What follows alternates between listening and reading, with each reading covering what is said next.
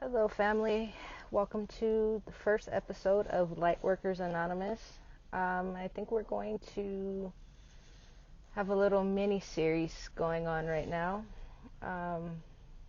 It'll be titled How to Become a Master of Your Emotions. And today I want to talk about mindfulness and changing your perspective. That is, I believe, the key to mastering your emotions is becoming aware of them first. Because if you don't know what you're feeling or why, then how can you change it if it needs to be changed? And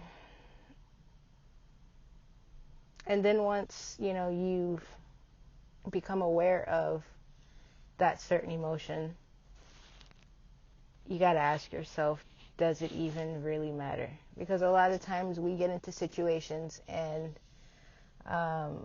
we react in certain ways because that was how we were conditioned to react. I know that sounds crazy, but it may sound crazy to some people, but if you think about it, like, there's things on TV, there's people around you who react to certain things in certain ways.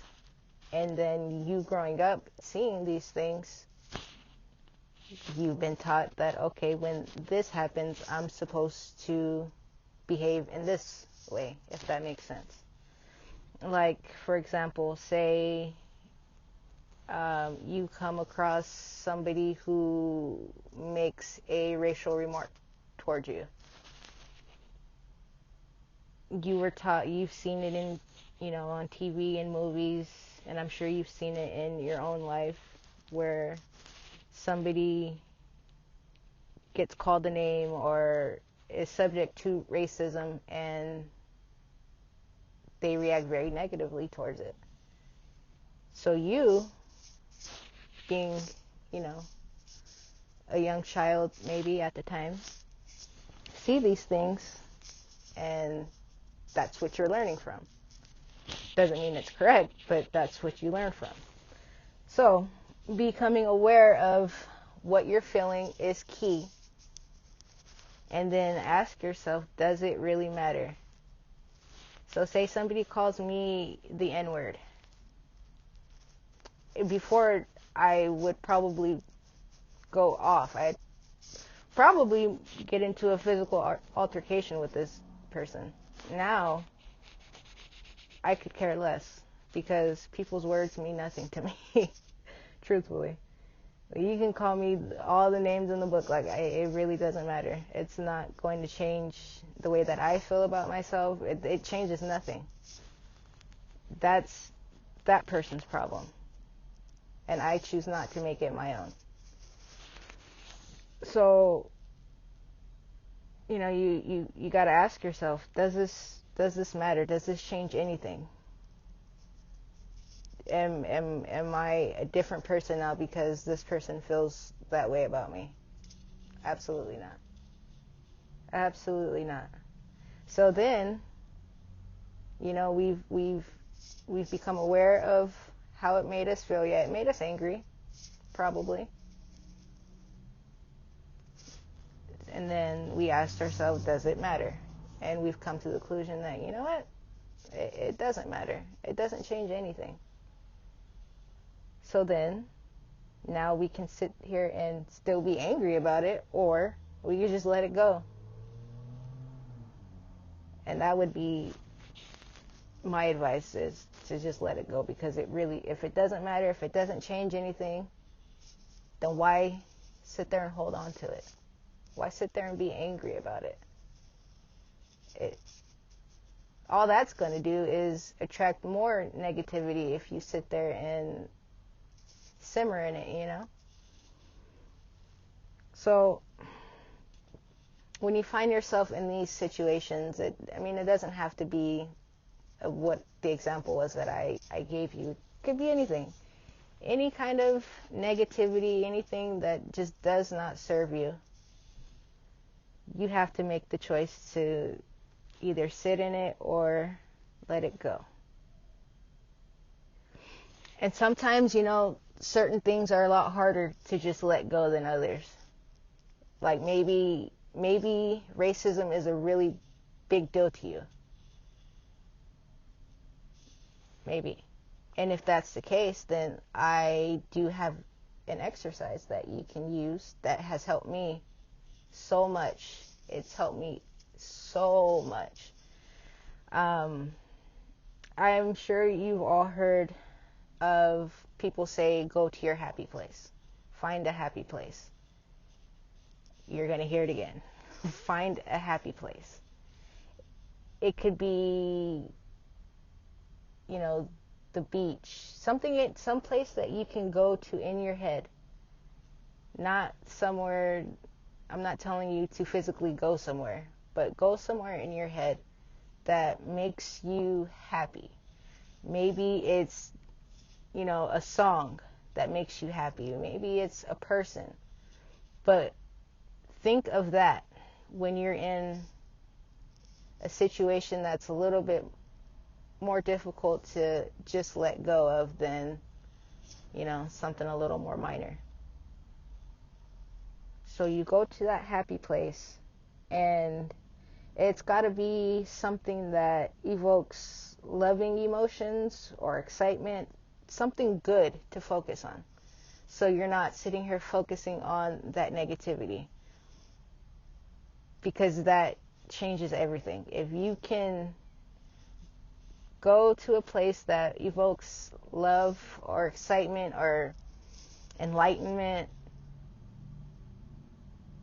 then you're forcing yourself pretty much to choose that emotion over the negative emotion, if that makes sense. It's like, for instance, I struggled a lot with road rage. Road rage has been, man, that was a real tough one for me to get over. I know you're probably like, you're cool with racism, but road rage, really? Road rage was a tough one for me. So, say somebody cut me off on the freeway. That would generally make me want to go and do the same thing to them, and all that's going to do is potentially cause an accident. I'm going to get more fired up. Like, that does absolutely nothing for anybody. So what I did was I found a happy place. I found somewhere that something I can think about when something like that happens, so that I don't react in a poor manner. I don't potentially cause an accident. I don't potentially, cause someone to lose their life over being cut off. Like, that's crazy. That's silly. So, I go to my happy place. And I'm telling you, I do this while I drive, so it's not dangerous, so to speak. So you can do this at any time that you need to do it.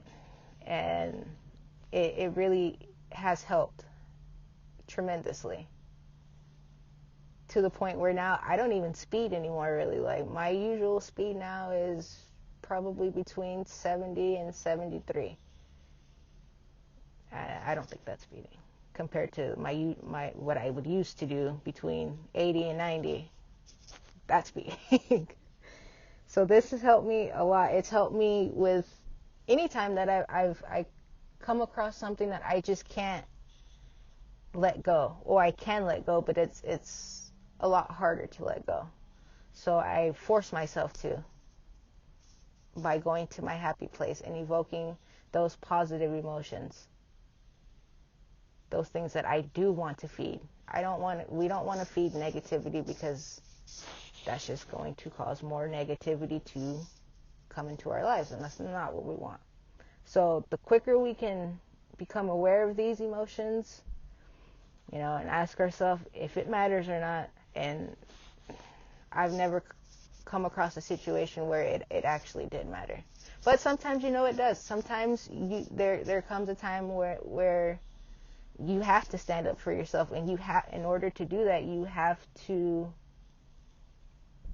gotta sit with that with that energy for a minute, because sometimes it is necessary. I mean, we were given these emotions for a reason.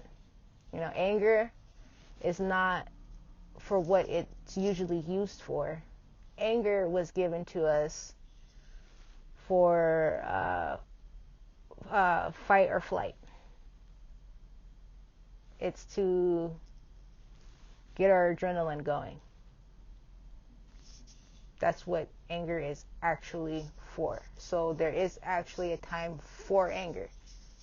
That anger is actually useful. So I can't really say that all times it doesn't matter, because there are times when things do matter. But for the most part, it doesn't. And when it doesn't matter, we gotta let it go. We have to, because it does us no good. It can make us sick. It causes all kinds of problems. It's yucky. We don't need it. So once we do all that, and if we have to find our happy place, we have to go there, then we got to go there. But the quicker we do this, and the more that we do this, the more we practice these things, it becomes easier. It's second nature to me now. I've been doing it so much. But yeah, that's the first step to this. And I can guarantee you, if you practice this, and you do this, before you know it, you're going to be in a place where making the choice to be happy will become effortless. It will. I promise. I'm telling you this because I've done it. I'm not telling you anything that isn't true, or that I'm just read somewhere and was like, oh, that sounds good. No, I do this. Every day I do this. And it's something that I think everybody should be practicing, because happiness is truly a choice. It is your choice. And if you're choosing not to be happy, then what are you doing with your life? Really, like, this world, there's so much good. And it took me a long time to understand that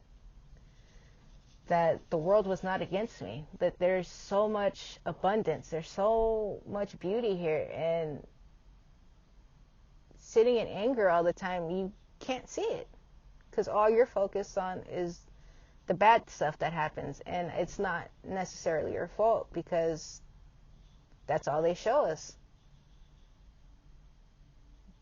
But just because that's all that they show us doesn't mean that that's all that there is. Seek the light, and your life will change. I guarantee it. I hope this was relatively helpful.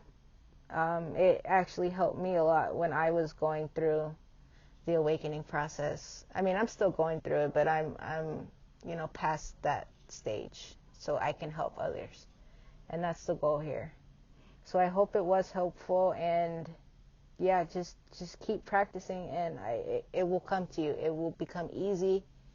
It'll become second nature, to where you don't even have to think about it. And that's where we'll talk about this in a different episode. Subconscious and consciousness. There is a difference, and there is training that has to happen with your subconscious mind if you want to change your life, because there's a whole slew of conditioning that has happened to our subconscious since we were born, pretty much. But we will talk about that at another time. Yeah, that's pretty much it, and I hope this helps somebody, and I just really hope that you're able to find your way. And you will find your way. I'm not going to say I hope you do. You will find your way. That's another thing we're going to talk about, the words that we use. But I'm going to end this here, and I hope everybody has a fantastic day. I'll see you later. Bye-bye.